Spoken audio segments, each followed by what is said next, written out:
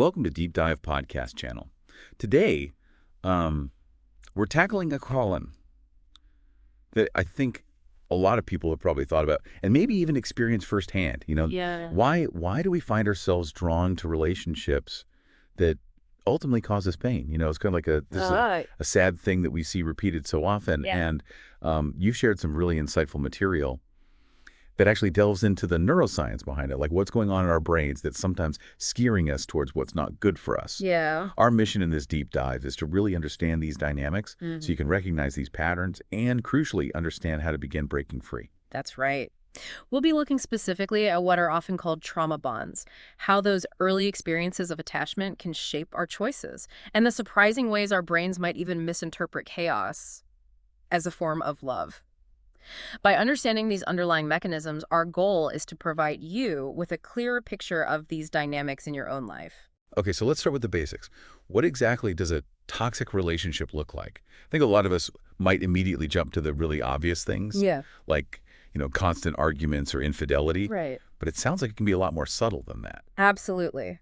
While those overt forms of negativity are certainly present in toxic relationships, the real erosion happens in the quieter moment.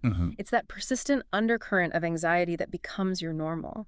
That feeling of constantly being on edge, the unpredictable emotional shifts that leave you disoriented, or that constant second-guessing yourself because of mixed signals. These are the elements that can slowly chip away at your sense of self-worth and leave you feeling incredibly drained, even if there aren't dramatic blow-ups happening all the time. Right. Yeah, it's almost insidious, isn't it? Yeah. Like you might not even realize how deeply it's affecting you until you're quite far down the line. Right. And you mentioned that these toxic dynamics can sometimes feel almost magnetic, like even addictive in a way. Yeah. Why would our brains react that way? What's fascinating, and perhaps unsettling to consider, is how our past experiences can inadvertently set the stage for these kinds of attractions.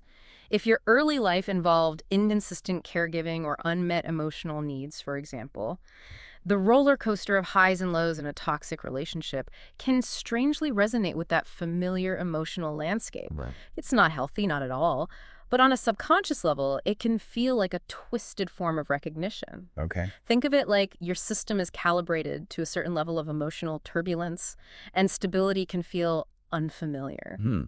So it's not just about what we've been through. There's a real biological component at play here too, right? Precisely. Attachment, connection, and even the feeling of love are deeply rooted in neurochemistry. And in unhealthy relationships, these natural processes can unfortunately become distorted. So walk me through that. Consider the dopamine system in your brain, that fleeting surge of excitement and pleasure you might experience after a moment of connection with someone who's generally unreliable. That's dopamine at work. But when that's followed by the inevitable withdrawal, the silence, the criticism, it creates a neurological seesaw, a craving for the high that mirrors addictive patterns. Yeah, the material that you shared mentioned this dopamine crash cycle. I mean, Yeah. that sounds pretty intense. It is. That intermittent positive reinforcement, those breadcrumbs of validation or affection, keeps you hoping for the next hit, even as you endure prolonged periods of disappointment or mistreatment. Right. And then we have oxytocin, which Right. is often called the bonding hormone. Right. So even amidst conflict, those brief moments of perceived intimacy can release oxytocin in your brain. Yeah. And I imagine that kind of strengthens that feeling of being connected to this person, Yeah. even when the connection is fundamentally harmful. It's a potent combination that can make it incredibly difficult to detach, even when you know intellectually that the relationship is damaging. Wow. So it's like your brain Mhm. is receiving these very conflicting signals. Pain and pleasure all tangled together. The material also touched on this idea of trauma highs versus healthy love. Yes. Can you explain that distinction? Certainly. Healthy love, at its core, provides you with a sense of safety and consistent warmth. It's a steady, reliable presence. But if your early experiences were marked by chaos or even trauma, that very steadiness can feel foreign, perhaps even boring. Oh, wow. The intense peaks and valleys of a toxic relationship, that constant drama, can paradoxically feel more like being alive because it resonates with the heightened emotional states you're accustomed to. It's a neurological misinterpretation, though. That isn't genuine connection. It's your nervous system reacting to a familiar level of dysregulation. So this brings us to the concept of trauma bonds, which, from everything we've been talking about, sounds like a pretty powerful thing. Yeah. What are they exactly? A trauma bond, in essence, is a powerful emotional attachment that develops in a relationship characterized by a cyclical pattern of abuse or mistreatment, interspersed with periods of kindness, affection, or remorse. That unpredictability is a key element to recognize. It's not genuine love. It's more of a survival mechanism, where the positive moments serve to psychologically tether you to the abuser during the more negative phases. So it's the inconsistency that creates this particularly strong attachment. Precisely. That intermittent reinforcement is incredibly effective in shaping both behavior and emotional responses. The person in the trauma bond becomes almost conditioned to crave those fleeting moments of positive attention, constantly striving to elicit them as a way to alleviate the underlying pain of the abuse. You become fixated on the potential of the person, on the memory of who they seem to be during those good times, rather than confronting the reality of the ongoing mistreatment. And this makes me think about how, our early childhood experiences might make us more susceptible to forming these kinds of bonds later in life. Yes. The material talked about attachment styles, right? Yeah. Yes, those early relationships with our primary caregivers have a profound and lasting impact on how we form attachments in adulthood. If your caregivers were consistently responsive and attuned to your needs, you're more likely to develop what we call a secure attachment style. Right. But if those early experiences were marked by inconsistency, neglect, or even abuse, it can unfortunately predispose you to more insecure attachment styles, such as anxious, avoidant, or disorganized. And how do those insecure attachment styles relate to us potentially being drawn to toxic relationships as adults? What's insightful to understand is that what feels familiar, even if it's not healthy, can often feel like home on a subconscious level. If your early experiences of love were conditional, unpredictable, or even painful, those patterns can become deeply ingrained in your internal blueprint for relationships. As adults, you might unknowingly seek out partners who replicate those dynamics because they feel familiar, even if they cause you distress.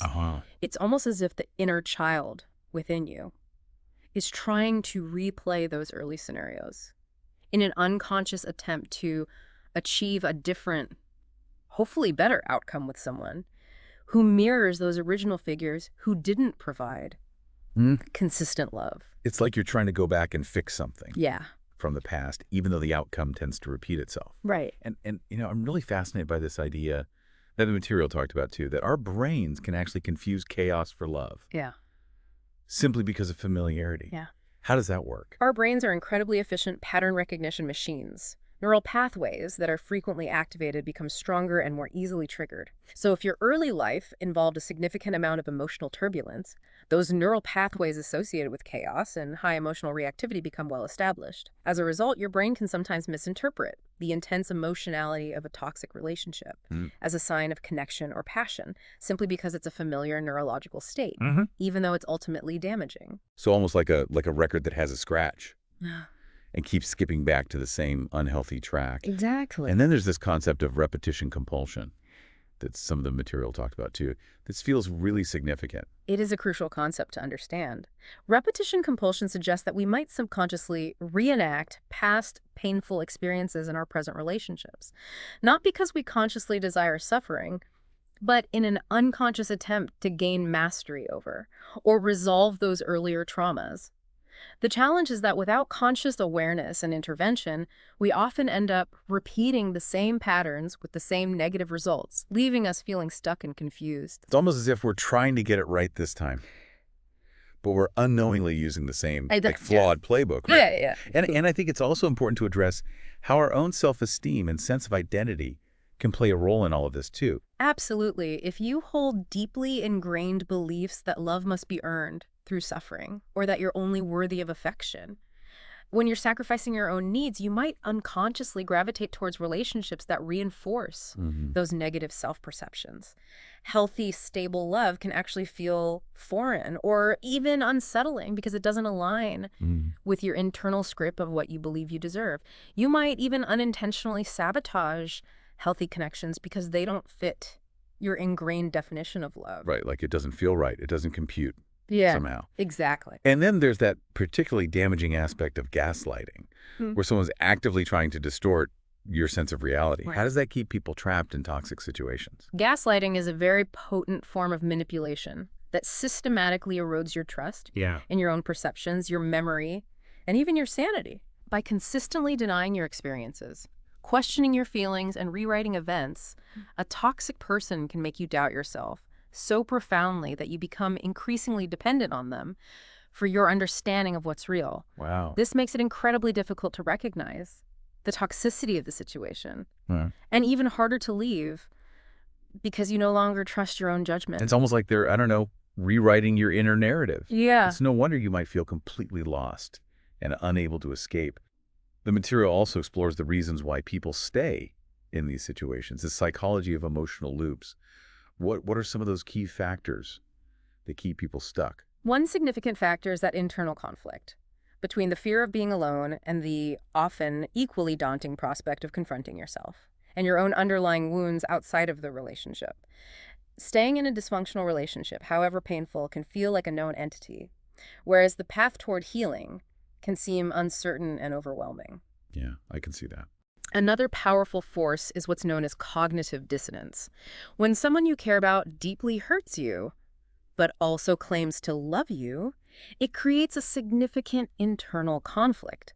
To reduce this mental discomfort, you might rationalize their behavior, minimize the pain you're experiencing, and cling to the hope that things will eventually improve, thus perpetuating the cycle. Yeah, it's like your brain is desperately trying to make sense of something that fundamentally doesn't make sense. Right. So given all of these complex dynamics, how can we begin to break free from these patterns? It sounds like a pretty deep-seated issue. The very first and most crucial step is recognizing the pattern without self-judgment.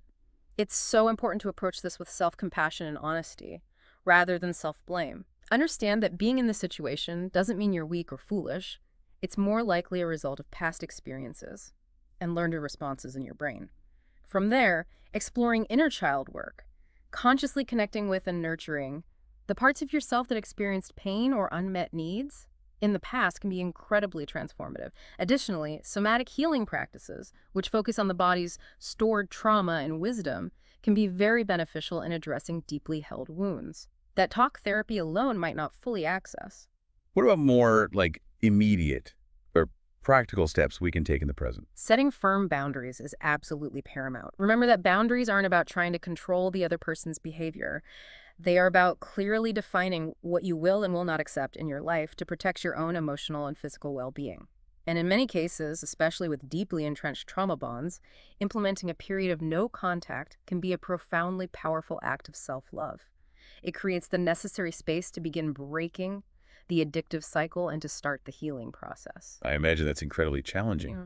but also essential. Are there other resources that you think might be helpful for people on this journey? Seeking professional support is invaluable. Therapy can provide you with a safe and supportive environment to explore these complex patterns, process past experiences, and develop healthier coping mechanisms and relationship skills.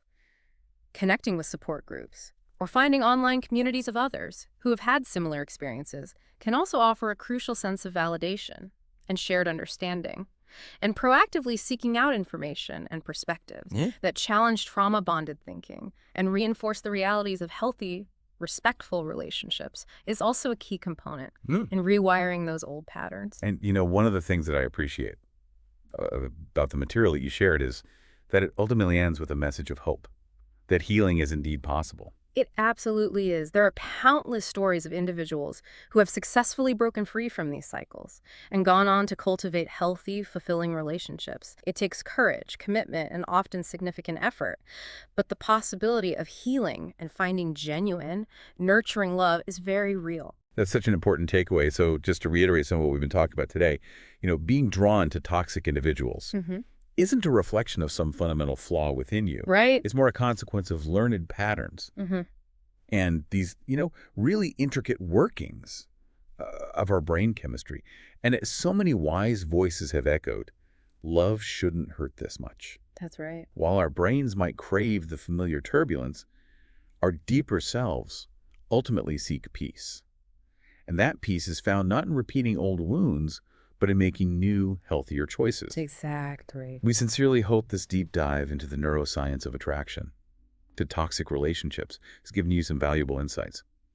Understanding these underlying mechanisms is truly the first step toward creating healthier and more fulfilling connections. If anything we've discussed today resonates with you, we strongly encourage you to explore the concepts of attachment theory, trauma bonds, and inner child work further.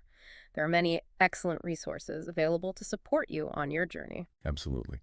Thank you so much for taking this deep dive with us. If you found this information helpful, please subscribe, like this deep dive, JR Die, and click the bell for notifications so you don't miss our future explorations into the fascinating world of the human mind and our relationships.